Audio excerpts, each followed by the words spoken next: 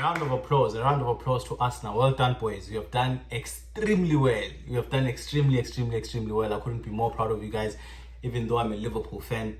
But to tell the truth, I despise Real Madrid. I detest them. You know, for you guys to do what you did today, I couldn't be more happier. You know, I couldn't be more happier, especially because we all know that Madrid fans are clowns. Madrid players are clowns. They think they own football. They think they run football because of how many Champions Leagues they've won, and we all know they've won those Champions League by cheating their way through those 15 titles. So yeah, I'm glad that you guys were able to shut their mouths.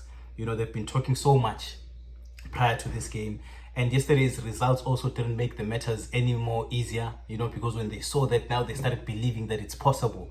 I mean, all the teams that lost away, talking about Dortmund and Aston Villa, also they were able to turn it around at home.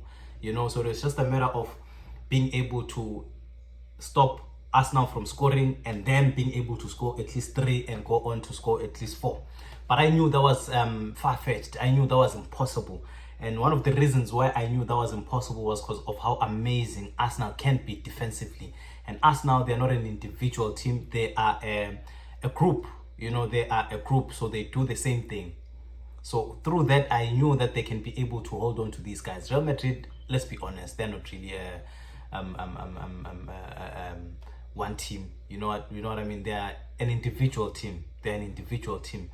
And also, I believe that them losing Toni Kroos could also be one of the many reasons why they're finding it difficult this season to, you know, to get those passes through, to get Vini, you know, to get the likes of also Mbappe.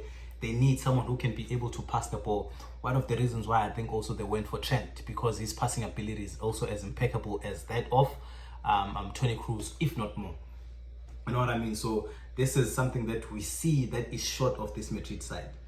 You know, we know they have the heritage, we know they have the history, we know they have the aura, but they have the aura against teams that when you look at, you get to understand why whatever plan Madrid has works for them. It's because they play against teams like Manchester City, they play against teams like Chelsea. These are teams that had their way of play, right? We're not talking about the current Chelsea side, we're talking about the one under Roman Ibrahimovic. This was a team that would attack you. This was a team that also would defend. So they're kind of like doing two things at once. You know, Manchester City, they're also they like playing their own type of football. They would never give in to a team like Real Madrid and say that, you know what, because Real Madrid going to do this on this, we just want to sit deep. That's not Manchester City. You know, Manchester City are a team that are going to rest in position. They're a team that are just going to pass the ball around, you know, and it's easier for teams like Real Madrid to also counter because they have wingers that are fast, you know, the likes of Rodrigo, the likes of Mbappe. And with today, like I had said in the previous video when I was talking about Arsenal, was that Arsenal, they are a team that knows how to defend. These guys have the best defensive record in the Premier League.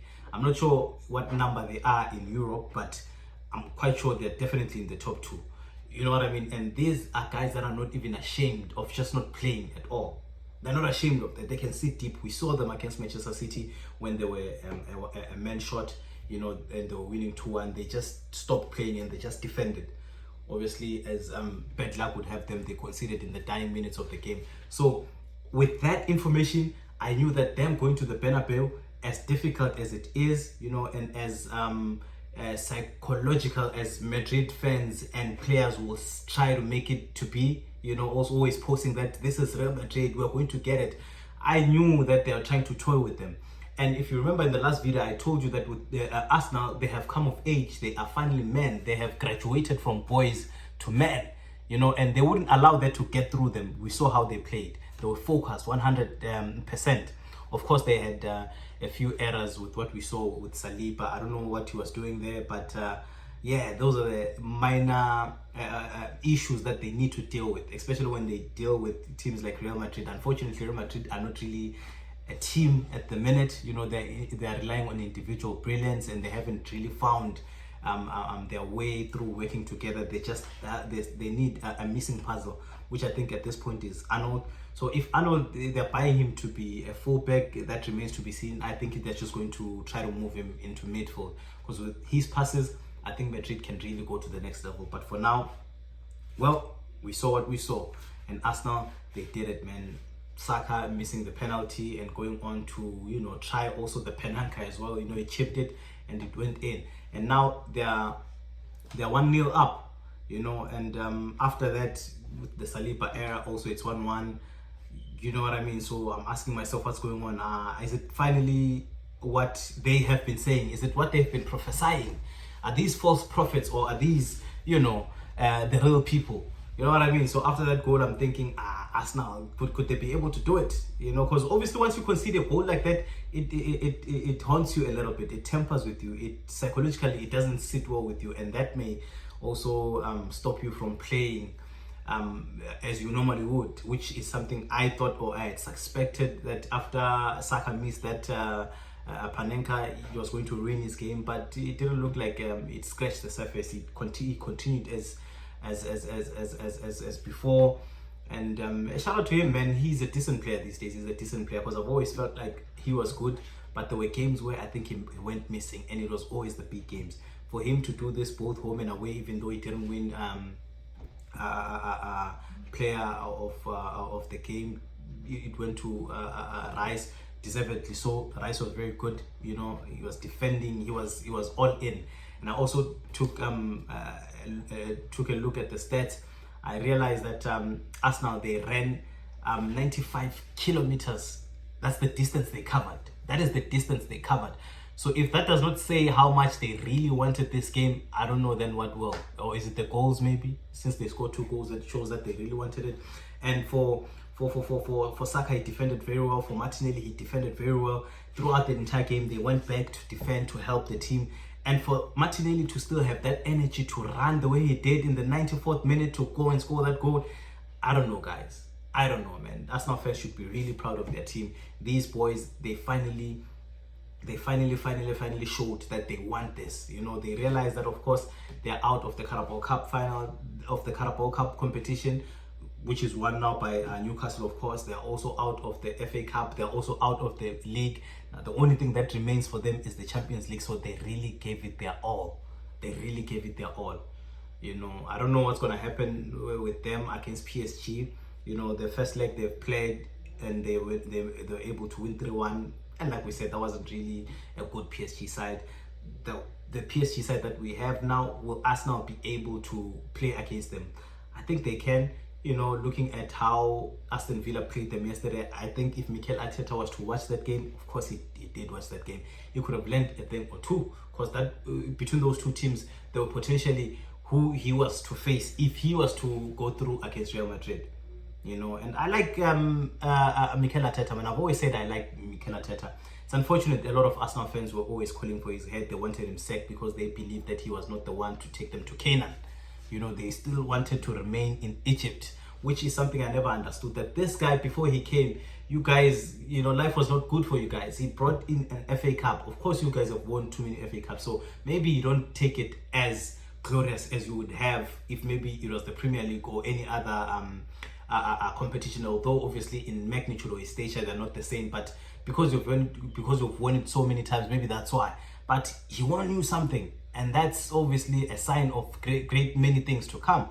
And today, of course, he hasn't won a trophy yet, but for him to beat teams like Real Madrid, I mean, that deserves a round of applause. That deserves a round of applause. I cannot think of anything better than what he has done today. And for them to say all those things that they did, and the journalist to ask Mikel what he thinks about that, and he said, we will do the talking in the pitch, or we will do the talking on the pitch. I mean, he believes in his team. He believes in his analysis. He believes in what he says, what he has built there. Amen. Of course, it took him, a bit of time, but he has built men. He has built men, and unfortunately, the closing of the Bernabeu didn't do them any. It didn't offer them any assistance. We saw them do it against Barcelona. They lost. Was it 5-3 or 5-2? We see them again today. They lose 2-1. Embarrassing when you boast about having the best players in the world and you lose like that, both home and away. You know what I mean? So it is what it is anyway at the end of the day. But what an amazing game we witnessed, guys. Shout out to Inter Milan too. They also managed to beat Bayern Munich. you know, and this is something I didn't see. I mean, I thought Bayern were going to go through, but with the, you know, defensive ability of Inter Milan, well, it shows that the defense, I think, is what's going to win you games. The defense is what's going to win you games. You can score as much as you can, but if at the back you are loose, then it changes everything. But if you are good in defense, if you can keep the opponent from scoring goals, it can help you. Even though Bayern managed to score at least 2 goals, but you know, the fact that they were able to score 2 and also having 1 away, it gave them a very good opportunity. When you win away, it's easy for you to actually do it even at home, even though you're trailing behind at home. But for the fact that you're home and the fans are with you, you can always be able to change the tides. And that's exactly what we saw. And just like that, Bayern Munich are out. And Thomas Muller's last season at Bayern, you know, didn't go as planned, but at least he has the league, so he has something to wipe his tears with. So thank you guys for checking out the video. I hope that you watched the game and enjoyed it as a neutral, of course. Please do not forget to like and subscribe. I'm gonna be putting out more content, of course. This weekend there's the Premier League, so we're gonna watch that and we're gonna react and also analyze the games. Please do not forget to like, you know, subscribe, and also leave comments on what you thought of the game and everything of that sort. Thank you guys. Bye.